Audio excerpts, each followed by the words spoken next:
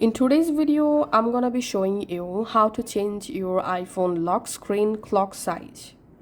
To change your clock size, go to your iPhone settings and make sure you have updated your iPhone to iOS 26 or newer version. Now from your iPhone settings app, scroll down and tap on wallpaper. And here, find out your current wallpaper that you want to customize.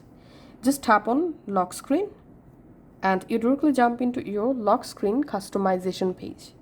In here, tap on your clock and font and color. You have to select this first font.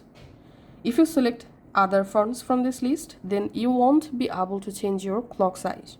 So we have to select this first font, then tap on this cross icon, and here you get this resize icon. Just tap and drag to change your clock size just like this. Once you are happy, tap on done and your lock screen clock size will be changed just like this. Thanks for watching.